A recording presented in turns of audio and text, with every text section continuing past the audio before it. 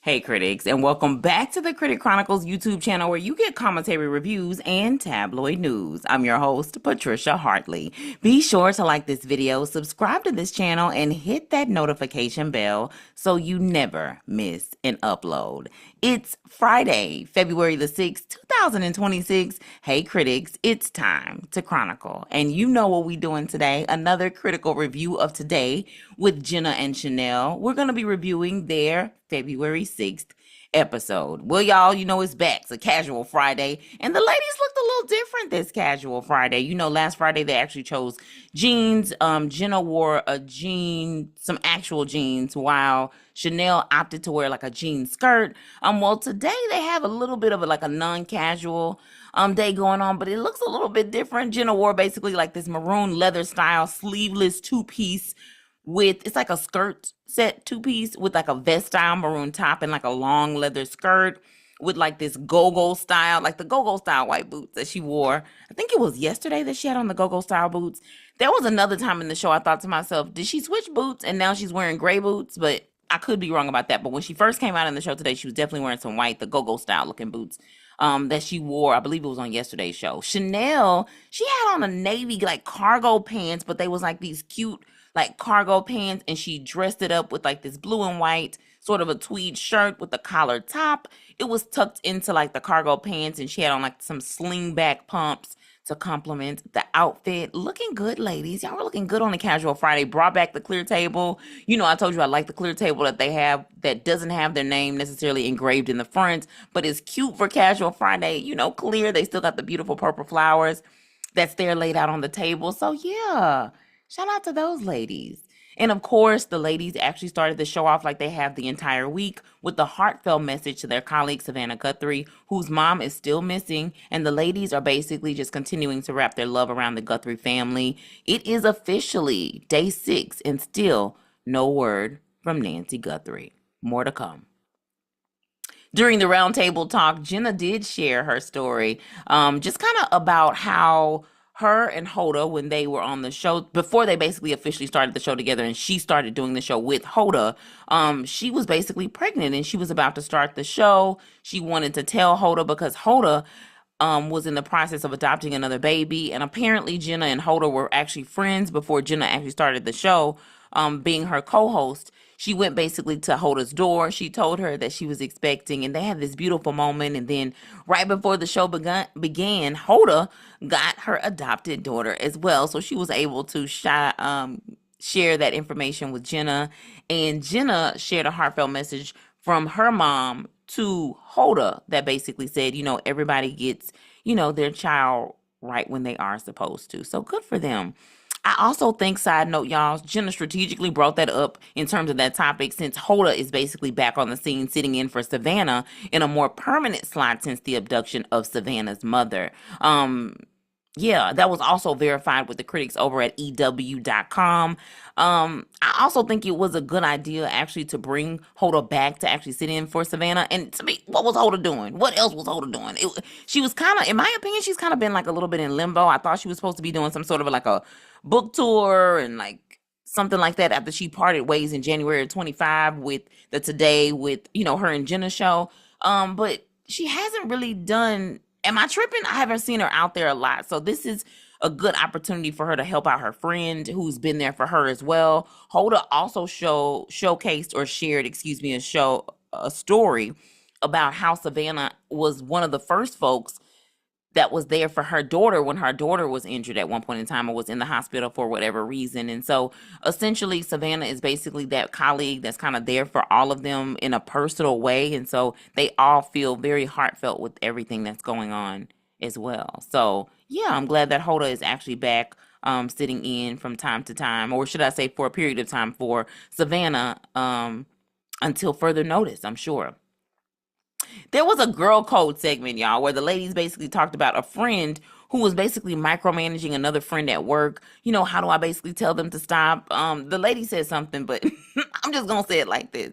Don't work with your friends. Like, I feel like it's pretty simple. Like, do your best not to work with your actual friends. It's different when you have work friends, because work friends is different from like your friend, and then you start working with your friend.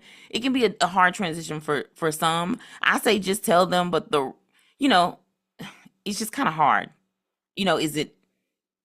Is this friend also your boss? Is this like you just your colleague? Are you in training? While micromanaging is not good, if you are in training, there's sometimes a level of micromanaging that can be understandable until you get, the understanding you need. And shout out to anybody who get training these days at these jobs, because baby, I ain't got no training I ain't had no training job since I worked at Pizza Hut back in high school. They ain't had no training since then. Somebody come train me, somebody. Oh, y'all, I don't know why, but I'm just not a fan of this segment for some reason. It is nice though that the audience can actually send in like their dilemmas. So if you have any dilemmas or girl code questions or dilemmas you want to share, go to JennaandSheinelle.com because you can share it there. Boom. Now on to the special guest. Caleb McLaughlin actually joined Jenna and Sheinelle to share his first voice acting role in the new animated film GOAT that is loosely based on the basketball legend Steph Curry's career. Several stars, of course, have stopped by the show this actual week to promote the film, including Ayesha Curry, Gabrielle Union. Those ladies were on there. I told you Ayesha was on there. I thought she was going to be cooking, but no, she was actually talking about her skincare line, Sweet July, which is also a compliment of her magazine as well. Additionally, you had Gabrielle Union. She was actually there, yes, to also promote the fact that she plays the role of a spotted something, and I forgot it for some reason right now, but I shared it on a previous episode of the exact type. She thought she was a panther, and it ended up being like a spotted leopard or something like that, but she's like a spotted something, but she's not a spotted snow something. Oh gosh, I'll just stop right now because I can't even get my mind right to think about it. Anyway, Caleb basically plays the actual role of the GOAT himself. He also talks a little bit about kind of how he got into the animated part. Basically, he saw Steph, I don't know, like at the gym, and Steph basically asked him to be a part of the animated show. And although he has not really had a true conversation with Steph, he is glad to be in the role. And Gabby, since she was actually on the show, she's also a fan of Stranger Things, which is also a series that Caleb plays in. And Gabby actually, she asked him a question just kind of about the character in the series, and he answered it honestly. Yeah, so congratulations, Caleb, on your role in GOAT and being the GOAT himself. I think the character's real name is like Will Harris. You know what the name reminded me of? And the only reason why I probably remembered is because it kind of gave me the idea of like a Will Smith and then like a T.I., because T.I.'s last name is Harris. Shout out T.I., that new song you got, love it. Let them know. Let them know I love it. But yeah, GOAT is in theaters on Friday, February the 13th. And I will say that I liked to see Jenna as well as Sheinelle talk to Caleb, because they was really intrigued with everything he had to say. And I think Sheinelle was just like, oh my gosh, like I'm enamored with what a great young man that you seem to be. So yeah, that was my observation. The ladies also hosted a Camp Mystic segment for those who basically lost their lives in like the Texas flood that happened at the camp, and highlighted the Seal family, who is in the process of a lawsuit against Camp Mystic and the Eastlands. And the Eastlands is the family who basically has overseen the camp for years. I was wondering actually initially why this family was so special, and come to find out the father of the Seal family actually went to the same high school with Jenna, but that lawsuit is still going on, and they are proceeding with basically suing Camp Mystic as well as the Eastlands, who oversaw the actual camp itself.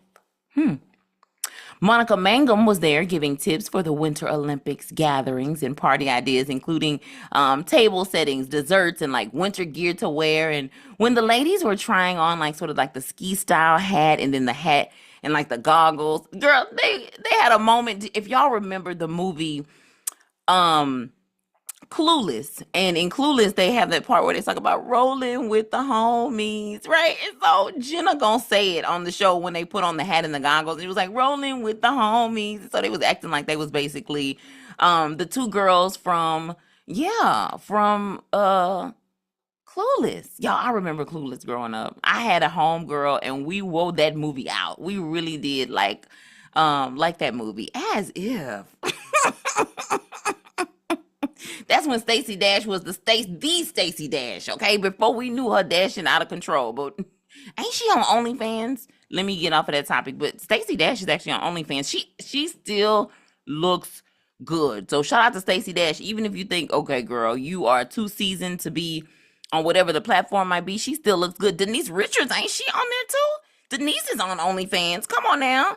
On that demon time, she may start on OnlyFans. Let me stop talk when I dance. Let me stop because I'm sounding like I am a fan. But I am a fan of Stacey Dash.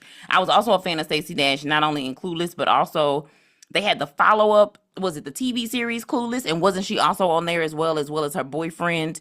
Is it Faze? What is, I can't remember what his real name is, but I should. He's also from, is it Scrubs as well? The show. Anyway, okay, let me get back on topic. And Stacey, I also like the show that you was in with, it was on BET. Dun, dun, Single Ladies. Ladies. You and, Lisa, like, yes, all of the things. Like, I don't, yes. Anyway, I'm trying to stay on topic, but I can't. You know what? It's time to get ready to head out anyway. Shout out to the Winter Olympics. It kicked off tonight, and the style of the season just kind of continues and will continue on throughout, I'm sure, sometime like of next week, officially. And so I'll be coming back to give you a little bit more on that. But overall, before I leave today, I want to make sure to remind you that here at the Critic Chronicles, our goal is to provide quality but juicy content from websites, digital magazines, and tabloids, most of which are sourced from our public libraries. Research from the National Library of Medicine show that there are an estimated 17,000 public libraries nationwide, totaling 4 million visits each day. Public libraries are civic organizations that are committed to providing invaluable resources beyond books that are free and open to the public. Get your library card to access thousands of resources today, and also to read most of Jenna's book club recommendations. Today on the show, actually, they did an entire sort of a highlight of some of the books that Jenna has, including ones through her now production company. Again, I will have the full YouTube episode of Today with Jenna and Sheinelle. You can see that by checking out the notes in the description box. Additionally, as a reminder, we are hosting Blogmas in honor of Black History Month, and we'll release a video every day in the month of February 2026. We are also using this as a kickoff to 1,000 subscribers, so tell a critic of a critic to subscribe, okay? Also, be sure to subscribe to our backup channel, Hey Critics, also linked in the show notes. And thanks again, y'all, for tuning in to the Critic Chronicles YouTube channel, where you get commentary, reviews, and tabloid news. Be sure to like this video, subscribe to this channel, and hit that notification bell so you never miss an upload.